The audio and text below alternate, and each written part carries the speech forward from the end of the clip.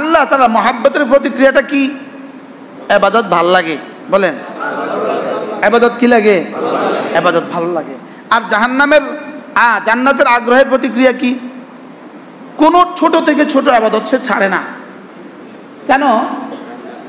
এটা দিয়ে যদি জান্নাত মিলে, এটা দিয়ে যদি জান্নাত পেয়ে যাই, এজন্য এই শওকে সে কি করে না, বলেন?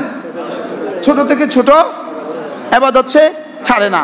আর জাহান্নামের ভয়, এটা দিয়ে কি করে?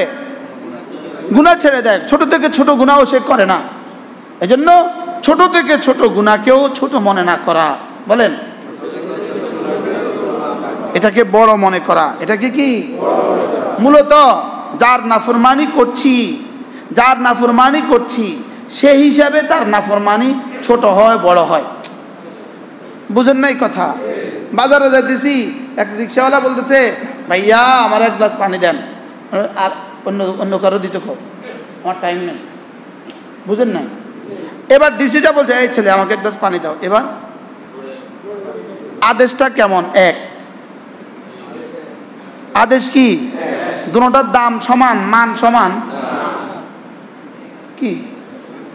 তাইলে এজন্য ইমাম আহমদ ইবনে হাম্বল রাহমাহুল্লাহ বলেন, লা তাসতাসগির সিগারাত দুনুব, ছোট ছোট গুনাহকেও ছোট মনে করো না। ফাইন্নাল জিবালা মিন সিগারিল হিসা, বড় বড় পাহাড় ছোট ছোট পাথর কণা দিয়েই হয়। এই যে রাস্তার আশেপাশে বালুর স্তূপ, কতগুলো কণিকা দিয়ে বালুর স্তূপ হয়েছে, কি হয়? কতগুলো বালুকণা দিয়ে, ধুলিকণা দিয়ে বালুর এত বড় পাহাড় হয়ে গেল। এত বড় ইটের কণার পাহাড়, কতগুলো ইটের কণা দিয়া? একটা একটা করেই তো হয়েছে, বলেন একটা একটা করে হয়েছে কিনা? এই যে ধানের পাহাড়, ধানের বাজারে যে ধানের পাহাড়, কয়টা কয়টা ধান দিয়া? সরিষার দোকানে এই যে পাইকারি সরিষার বস্তা বিক্রি করে যে সরিষার গোডাউন, কয়টা কয়টা দানাতে এতগুলো সরিষার গোডাউন হয়েছে। হ্যাঁ, এজন্য ছোট গুনাহকেও ছোট মনে না করা, বলেন। আর বড় ইবাদত করলেন, এটা কি নিজে নিজে বড় মনে না করা, বলেন। আমার কাছে মনে হয়েছে বড় ইবাদত, লেকিন রব জানে এটা বড় না ছোট। কি? আল্লাহ তাআলার আজমতের সামনে আমার কোনো ইবাদতই বড় নয়, আর আল্লাহ তাআলার আজমত আর মহত্বের সামনে আমার কোনো ছোট গুনাহ ছোট নয়। এত বড় জাত, তার সামনে গুনাহ আবার ছোট হয় কেমনে? বুঝেন নাই? তার নাফরমানি আবার ছোট হয় কিভাবে? আল্লাহ তাআলা বড়ত্বের সামনে নাফরমানি আবার ছোট হয় কিভাবে? ডিসি সাহেবের ছোট একটা ফরমায়েশ, এটা আবার না করে কেমনে? বুঝেন নাই কথা? হ্যাঁ, এটা আবার না করে কেমনে? আমি কলেজের ফিয়ন, আমার প্রিন্সিপালের একটা ছোট্ট ফরমায়েশ, এটা আবার না করে কেমনে? এখন কি ছোট্ট রয়েছে ফরমায়েশটা, না বড় হয়ে গেছে? কি ভাই, এখন এটা কি ছোট আছে না বড় হয়ে গেছে? তাহলে আল্লাহ তাআলার প্রতিটা হুকুমকে, আল্লাহ তাআলার প্রতিটা হুকুম বড়। আল্লাহ তাআলার প্রতিটা হুকুম কি? এই ছোট মনে করে মেসওয়াক না করে, এটা না করলে আর কি হবে, এটা ছোট কদ্দুর জিনিস, এটা আর না করলে কি হবে? লেকিন হইতে পারে আমার জীবনের একবারের মেসওয়াক করা কবুল হয়ে এটা দিয়েই রব আমাকে মাফ করে দিয়েছে। কি ভাই, কি ইচ্ছা, কিন্তু বলি না, তারপরেও আইসা গেছে। বাদশাহ হারুনুর রশিদের স্ত্রী জুবায়দা নহরে জুবায়দা খনন করছেন, আরাফা থেকে মুজদালেফা পর্যন্ত এই মানুষগুলোকে পানি পান করাবার জন্য। কত বড় কাজ! হাজিরা কোটি কোটি হাজি যুগ যুগ ধরে, শত বছর ধরে এখান থেকে পানি পান করছে।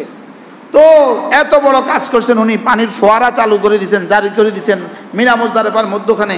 তো উনি ইন্তেকালের পরে ওনাকে কেউ স্বপ্নে দেখেছে, নিশ্চয়ই আল্লাহ তাআলা আপনাকে মাফ করে দিয়েছেন নহরে জুবায়দার কারণে। তো তিনি জবাবে বললেন, আল্লাহ তাআলা আমাকে নহরে জুবায়দার কথা জিজ্ঞাসাও করেন নাই। এটা আমি করছি, এটা আমার আমলনামার খাতাতে নেই। কি হয়, তো আপনাকে আল্লাহ কি ব্যবহার করছেন? একদিন আমি পাকঘরে কাজ করছিলাম, তো হঠাৎ করে মসজিদ থেকে আজানের ধ্বনি আসছে। আমার উপরের দোপাট্টাটা নিচে পড়া ছিল, আমি আমার উপরের দোপাট্টা ওড়নাটা উপরে টেনে দিয়েছি রব্বে কারিমের নামের আজমতের বরকতে। তো রব আমাকে এই জন্য মাফ করে দিয়েছে। এই কাজটা ফরজ ছিল, ওয়াজিব ছিল? পৃথিবীর কেউ এই কাজটার কারণে থ্যাংক ইউ দিয়েছে? এই জন্য আমরাও মাঝে মাঝে বড় বড় সম্মেলনে বয়ান করি, একটু বড় কথা বলে ফেলি। আপনারা মনে করেন ওয়াহ ওয়াহ কত বড় বক্তা রে, লেকিন বিষয়টা এখানে এটা নয়। এখানে বড় আর ছোট কোনোটাই না, মানদণ্ড রবের কাছে। বুঝেন নাই কথা?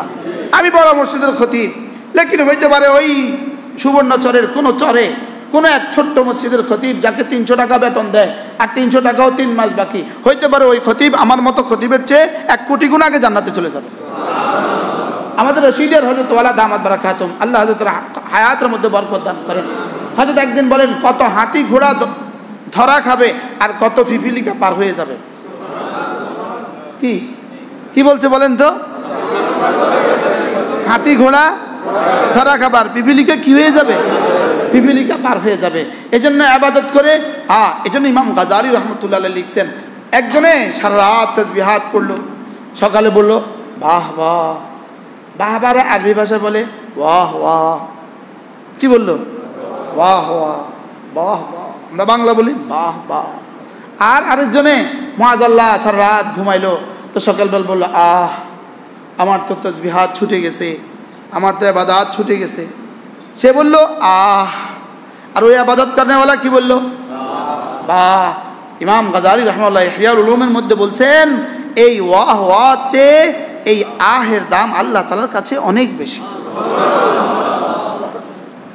একজনে কি বলল? বাহ বাহ। আরেকজনে কি বলল?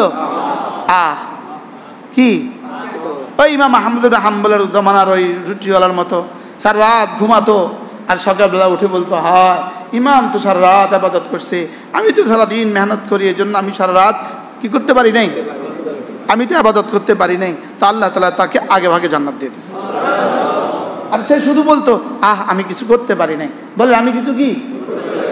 তাহলে বড় ইবাদতকে নিজের আল্লাহ তাআলার শানে কি মনে করা? ছোট মনে করা। আর ছোট গুনাহ হয়ে গেলেও আজকে হুজুর যে আয়াতে কারিমাগুলো পড়ছেন, ওয়াকাররাহা ইলাইকুমুল কুফরা ওয়াল ফুসুকা ওয়াল ইসয়ান উলাইকা হুমুর রাশিদুন। আল্লাহ তাআলা যাদের কলিজায় কুফরের প্রতি ঘৃণাবোধ দিয়ে দিয়েছেন, নাফরমানির প্রতি ঘৃণাবোধ দিয়ে দিয়েছেন, এবং গুনাহের প্রতি আল্লাহ তাআলা যাকে ঘৃণাবোধ দিয়ে দিয়েছেন, আল্লাহ তাআলা বলেন এরা না উলাইকা হুমুর রাশিদুন, এরা না সরাসরি হেদায়েত প্রাপ্ত।